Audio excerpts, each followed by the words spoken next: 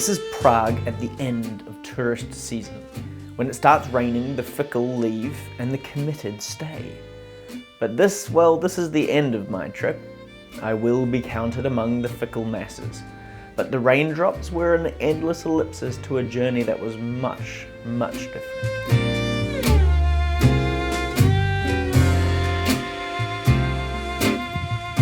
Czechia, it's Latvia, but with hills.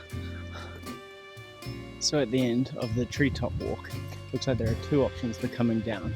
There's the stairs and then there's the slide. I think we'll try the slide. So it's about £11 to get in. And there's these little things here about animals in Czech and German, because I assume that Germans are really the only ones interested in reading that. Ja, das. Ja, gut, lecker.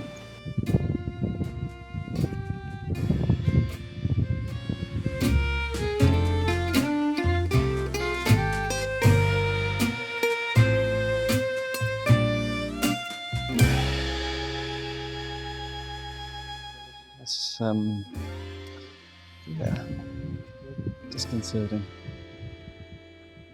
Oh shit, the slide is closed. Walk all the way up here, just to walk all the way back down again. So I'm in the Czech Republic.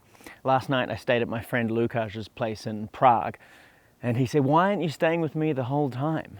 And I said, "Well, I'm going to this little town called Tábor." Tábor, co tam budeš dělat? And I said to him, there are three reasons. One, I really liked the look of the Airbnb. Two, the town is meant to be a fairly good representation of Bohemian architecture. And three, well, this is Airbnb feast. I am going to be feasting. What it's going to be, I have zero idea about Czech food. But hopefully its geography can sort of push me towards a form of eating. And also the climate. I've missed all of the good weather. It is sort of sunny right now, but I've been rained on, I've been blown in the wind. All I'm waiting for now is a bit of snow. It's about 15 degrees, so what are you going to do? All right, it's time to get out of this forest and drive to the glorious town of Tábor.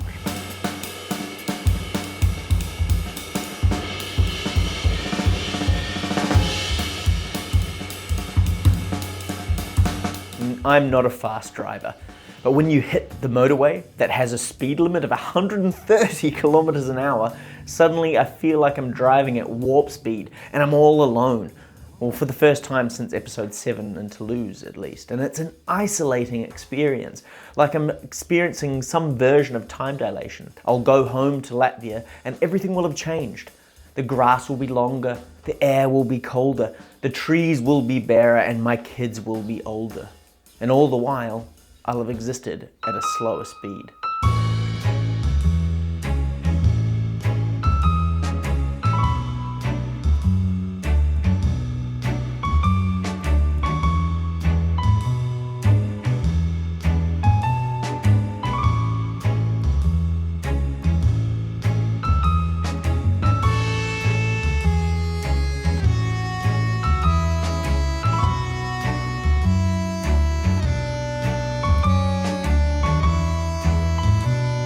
Doubtless, this is the best Airbnb I have stayed at.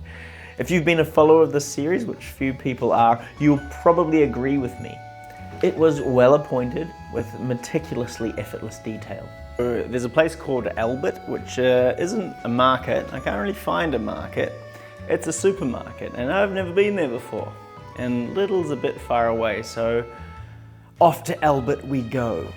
When I'm by myself, I'm inclined to get carried away with what I think I'm capable of in a short period of time. I call this railroad thinking. My mind is on a track, and the only determination I have is how fast or how slow I can go, and, well, how far. Logically, fast and far is the answer, but it isn't always the best answer if you're looking to have a good time. And I consequently bought ingredients for not just one Airbnb feast meal, but two. But I really did enjoy my time at the Albert supermarket, which apparently is considered to be rather shit. If I think Albert is good when it's actually shit, then maybe my standards aren't that great, which means maybe New Zealand supermarkets should take a long, hard look at themselves.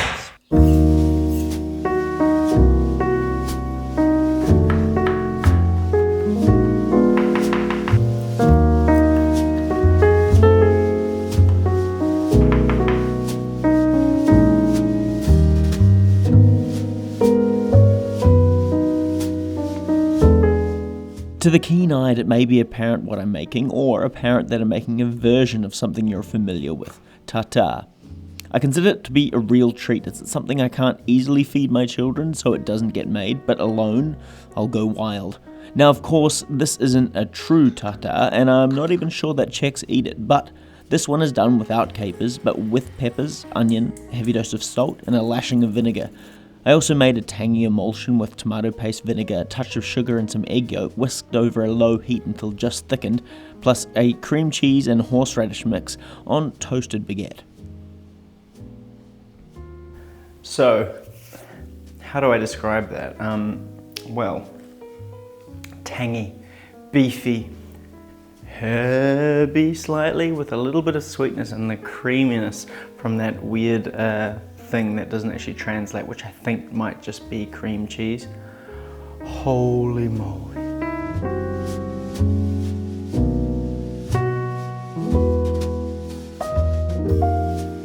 Good morning. It was a good sleep.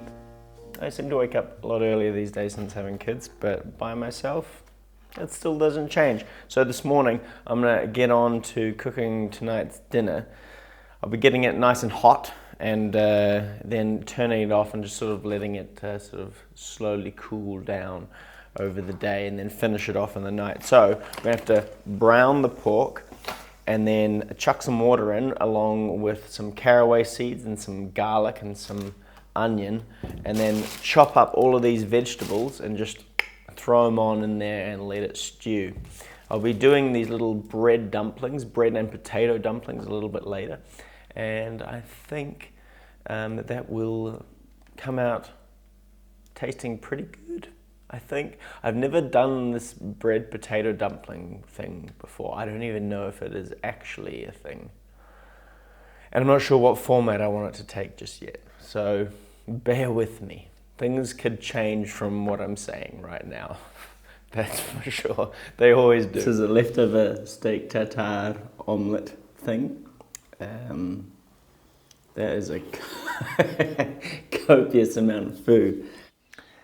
Every country has a place, a food, and an experience that is formative, or at least leads you to a lasting impression.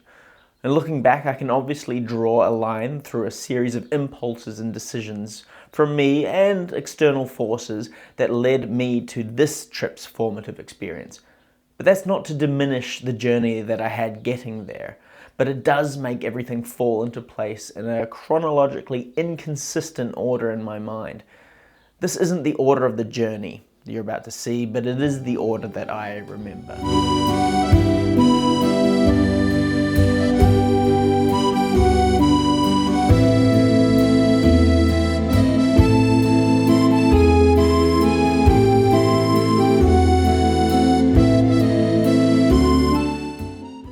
Guys just having beers on the boat, on the roof, living that Czech life. All indications point to a period of Europe for Czech that is consistent with both magical opulence and crushing serfdom. One might point to the sheer contrast between countryside villages and the various castles and chateaus that dot the Czech map as an evidence of a sort of an oppressive past, even looking back past the relatively recent Soviet influence. Beyond the red-hued scars of foreign communism and fascism, I can't help but look at castles as less of a romantic notion of kings and queens and lords and dames, and instead see them as more of a discomforting look at baked-in feudalism.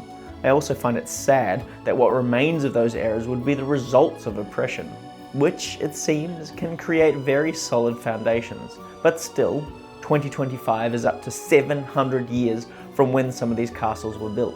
Hardship dissolves with the passing of time, and obviousness of class divide is less apparent now, perhaps, than it was then.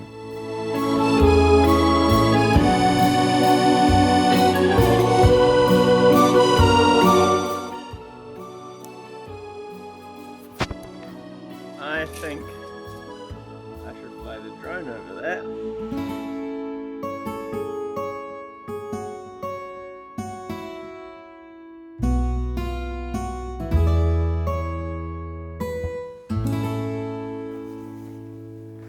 So this is the ruins of one of the castles.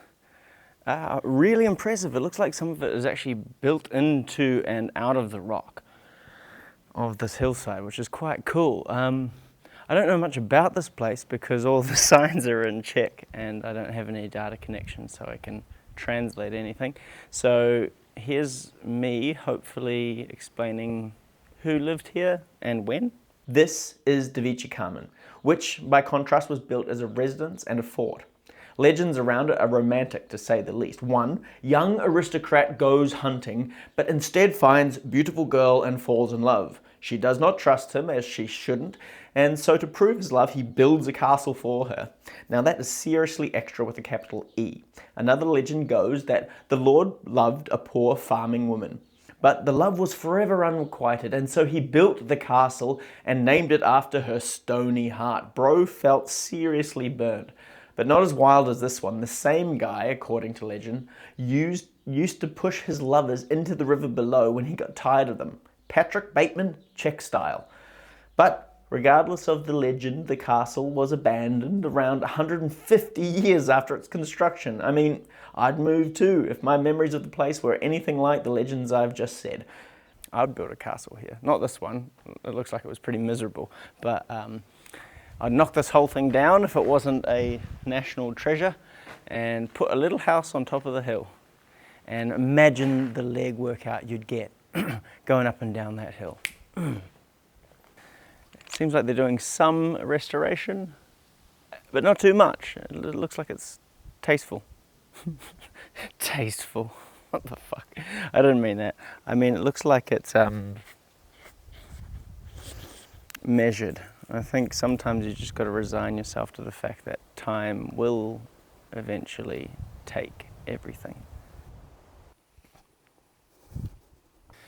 There's a drum beat. Don't know if you can hear that. And I'm walking back to the car. I feel like it's like the drum beat from hell. A little bit not frightened, but working myself into a state. Nah, I think it's fading now. It's not coming, is it? Oh, that's quite creepy. I couldn't see them in the forest either when I walked past. My goodness. So, I had to ask a guy, is the parking up here? He's like, yeah, parking.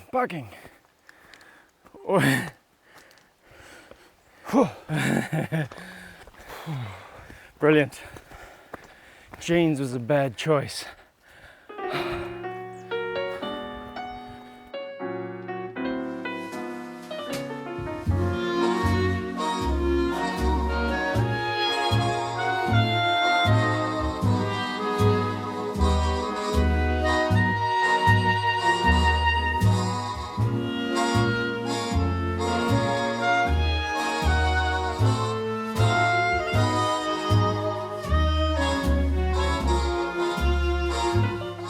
But then you get the anomalies. This is Český Krumlov, a town that has had some form of settlement since the Stone Age, with artifacts being found from the area from the Neanderthals, and then later from around 5th or 4th century BCE. The town itself, however, is not established in earnest as Český Krumlov until sometime into the mid-13th century, and had both religious and fiscal ambitions to become the counterpoint to a fairly booming Prague. But getting out of the historical weeds a bit, From what I understand, this town was dominated by being on a central trade route, and through its history was populated with artisans, creating things in a fairly extensive list, and then sometime later, German miners. And the town looks like it's had a really busy history as a result. The buildings are stacked upon one another, the byproduct of centuries of booming trade. Not all settlements have the same outcomes, and that is obvious.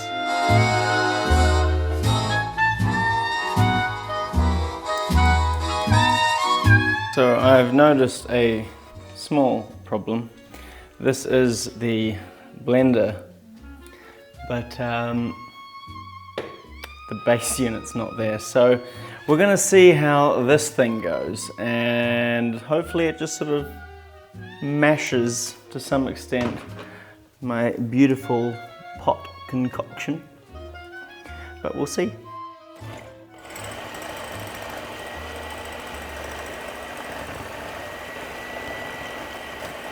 Okay, this is a bit cleaner now. I don't fear for the kitchen. It seems to be working. I'm gonna put the camera down now and finish this off carefully. Okay, so that sort of worked. And while that meat is tenderizing for its last little while, we're gonna boil some potatoes, and then we're gonna mash them and then mix them in and make a bread dough out of them.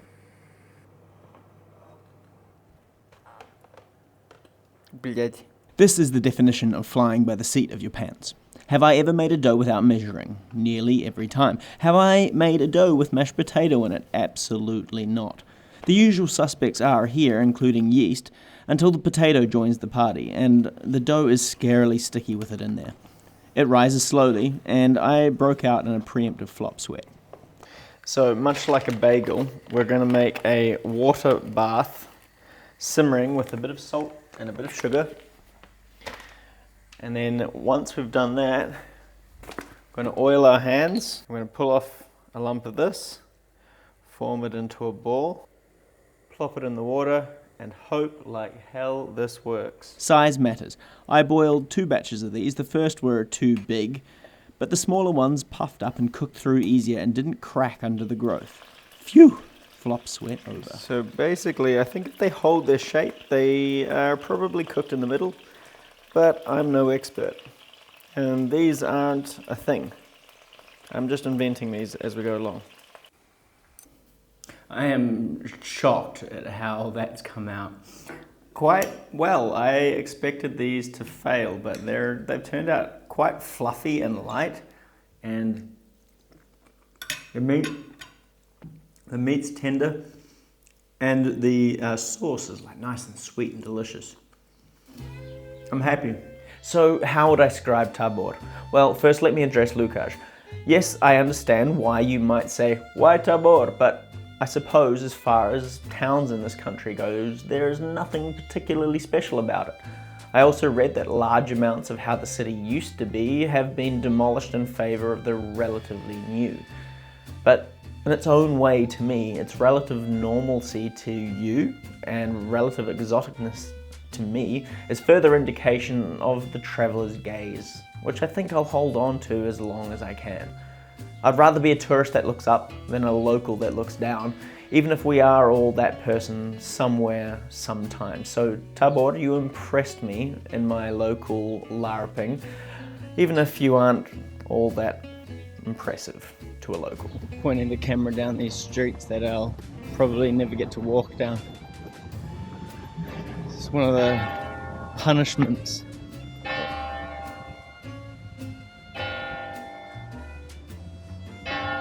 One of the punishments of travel is the stuff that is unexplored. Gives me a real sense of FOMO. That's so silly, but it's true. An army of time closes in around me, but I am not panicked. But instead I'm resigned for all of this to end. It's at the stage of the trip that I need to remind myself that the grass is always greener on the other side. The water fresher, the sky more blue. Satisfaction is nothing more than a mirage, but this comes close. So I caught wind of a spring, and now I'm like having driven down like this road, just this road with some logs behind me, and I'm just sort of trying to make my way to where I think the spring is, which I'm not entirely sure, but it involves walking through a forest, which is not something I'm unfamiliar with at all, but it's very quiet out here. Hope it's not put on the map leading me to someone's like murder pit or something. Although I'm listening to an audiobook called Dreamcatcher by Stephen King, and it's about some shit that happens in the forest, hunting. Thank goodness I'm wearing white.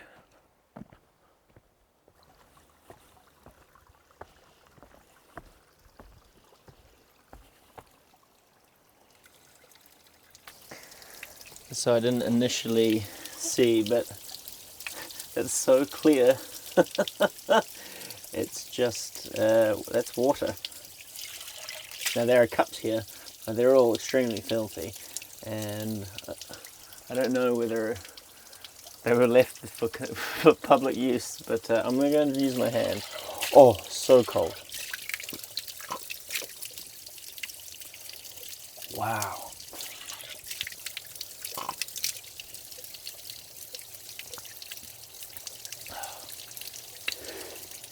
That's really good. So someone's actually bothered to make a seat out of rocks or stone here. And it's kind of natural. And so now I'm just sitting in the forest by a spring and mulling over who Saint Venceslavs is. Venceslavs. Future me, correct that. Apparently, after a little bit of Googling, yes, I've got LTE in the forest. He was a assassinated prince of Bohemia / Czech Republic, Czechia.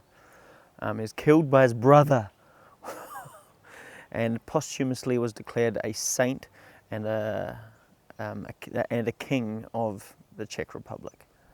As for the statue of that lady, there, right there, well, I don't know who that is. I might have to do some more Googling on that as well.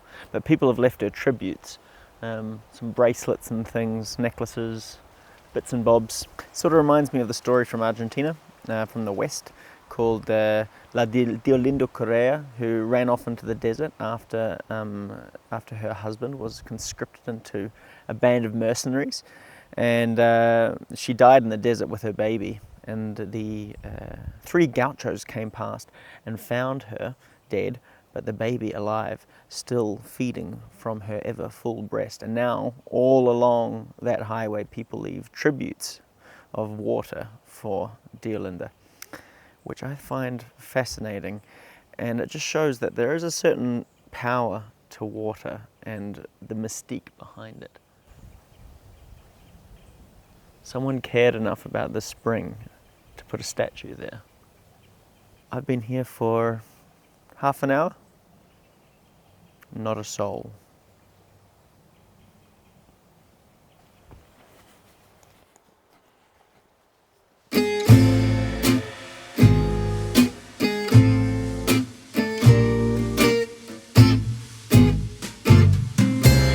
Yes, Prague is a tourist hotspot, but it is so immersively beautiful I scarcely noticed. My misanthropy was sufficiently quelled. I remember back to a time during COVID where we walked into central London, and it was like the opening scenes of 28 Days Later. Yeah, I'd love to experience this place on my own, Prague, but in a way, based on that, this experience is all in my head. I guess I'm experiencing it completely alone. But also, I spent most of my time looking up, so I guess I didn't see that many people anyway. The circle of travel completes itself, and I remember a trip long ago to a Fijian island resort. The resort encouraged interacting with the staff, and I became friends with Philly and Villy and others. But when I asked if I could have dinner with my new friends, I was promptly denied by management, much to my frustration. I ended up spending more time with the staff than with my girlfriend. When we left, we had to take a dinghy out to the ferry that took us back. And then the sky opened up and the rain crashed down upon us. Over the din of the rain on the dinghy, Philly looked at me dead in my eye and said, "Fiji is crying for you, Greg." Now, I don't doubt for a second that that line is canned. This man is paid, but it did make me feel a sense of longing that I've since hardened to. And now the rain comes down on Prague, and I feel this familiar pang from the Fijian island creeping in. But now I know, older and wiser, that Prague doesn't cry for me. It is as enigmatic as the day I arrived, though the sheen of tourism hides it. And at the end of the day, I know that I'm no more than just a tourist. And maybe I like to think that I scratched just the tiniest bit deeper.